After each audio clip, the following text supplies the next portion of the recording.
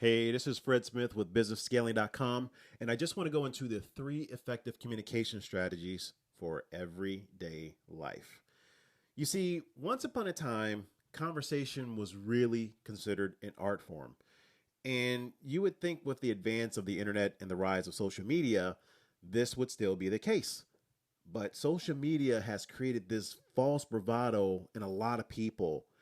And instead of bringing us all closer together, it's managed to drive this huge wedge between many of us. I mean, we spend a lot of time with people, but we still struggle to communicate with them in any meaningful way.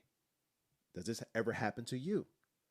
Are you considered an effective communicator? Or do you feel that your skills still leave a lot to be desired? And unfortunately, it's fairly common for us to overlook our own inability to communicate. We constantly run into misunderstandings, and yet we fail to recognize our roles in them.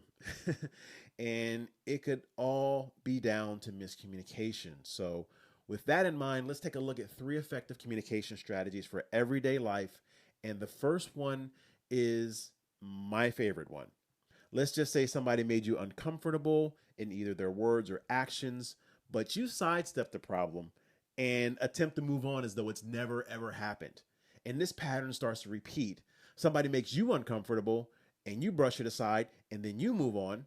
And then your partner does or says something that pushes you over the edge and then you snap. Difficult truths that you left unsaid fomented anger and resentment and spilled out onto the wrong person. Sound familiar? Let me give you another example.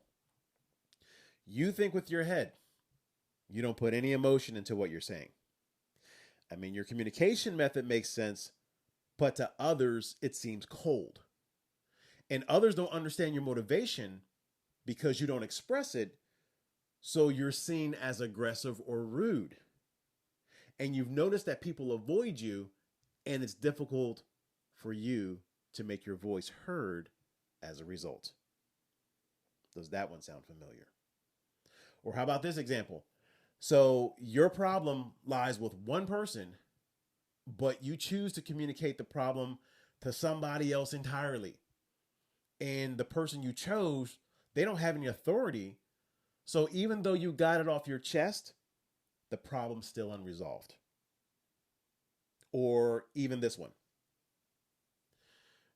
You watch as that destructive communication skills of your upbringing, i.e., childhood, spill into every relationship in your life.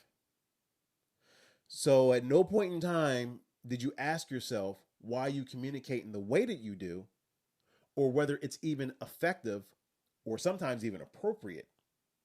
You don't understand how to use positive language or how your negative words impact others. Do any of these things describe you? Because if so, you're in the right place. So here's three effective communication strategies that I use that I want people to see, feel, and test. And the first one is to learn communication styles. Okay. It's important to know your own communication style, but it's also equally important to learn the styles of others. So to communicate effectively, you've got to know how the other person likes to be communicated with. And when you know this, then you can tailor the message to ensure that they hear you. Okay. And this is also going to help you learn to change your own communication style depending on the audience.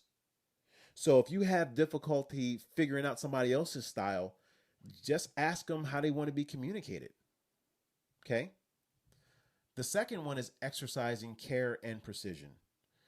Do not underestimate the value of exercising care when you communicate with others. I mean, just really let this sink in for a minute. Let me give you an example. Let's just say your partner just sends you a text, right? And you guys don't have time to speak to each other, and the text just says that you need to talk. How do you respond to that? Do your palms get sweaty? Does your heart get heavy? And then you start to panic? I mean, we've all been there. And I've been on the receiving end of those words. I'm not immune to it. And then it just turns out to be something silly. But if your partner had exercised a bit of care in how they said that, then maybe your anxiety could have, been avoided. So remember this as you communicate with others. Just think of how your words will be received, all right? And then the timing and delivery.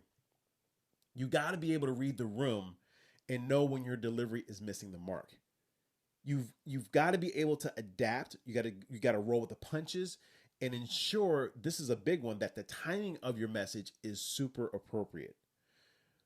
You should always be like them firemen. If anybody's taking those fire people classes, they tell you to stop, drop, and roll.